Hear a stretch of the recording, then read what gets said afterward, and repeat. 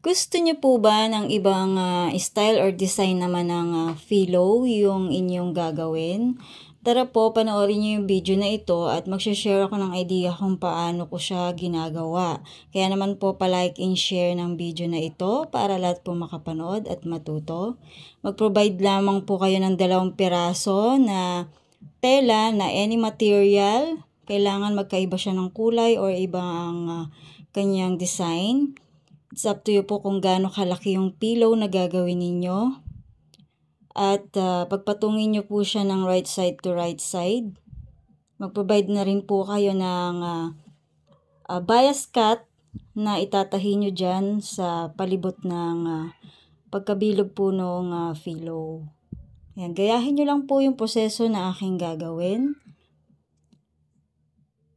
Kung naiksian ka nga po sa Reels video ko, may long form video po nito. Pakiclick po yung watch video dyan sa ibaba ng screen niyo, madadirect na po kayo doon. O di kaya naman ay dumirect po kayo dun sa aking account, nandun po yung mga videos. Hanapin nyo po doon.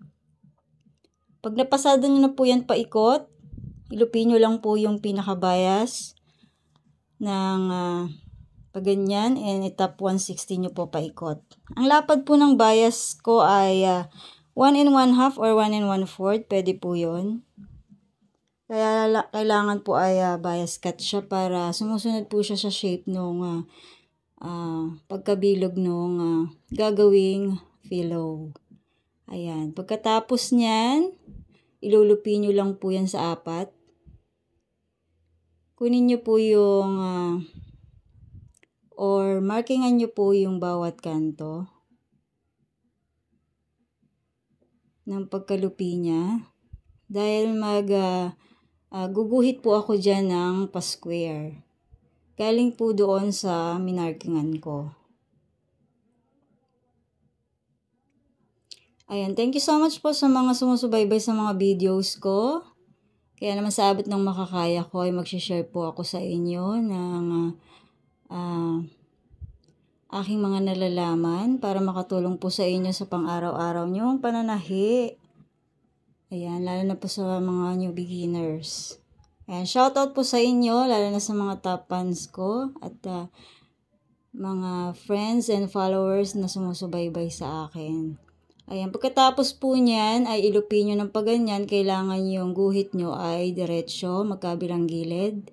Pasadahan nyo po yan. Make sure po na ilalak nyo yung pasada nyo para hindi po matastas. Ayan din. Pasadahan nyo rin po yung isa na may guhit. Huwag nyo pong idadama yung isa dahil yung pinakabutas na yun po ang pagsusuotan ko ng bulak o paglalagyan ko ng bulak.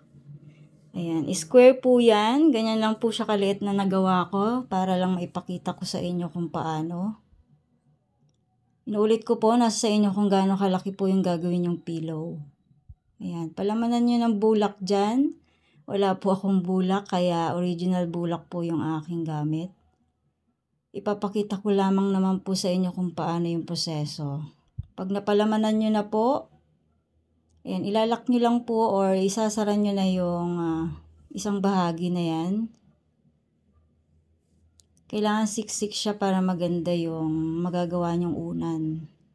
And then, fold nyo lang ng paganyan yan, yung mga pinagpasadahan nyo, para magkorte siya na bulaklak. Ganyan lang po kasimple yung aking i-share sa inyo. Sana nakatulong. Ayan, papalo na rin po sa akin para updated kayo sa mga ina-upload kong videos araw-araw. And thank you for watching and see you on my next video.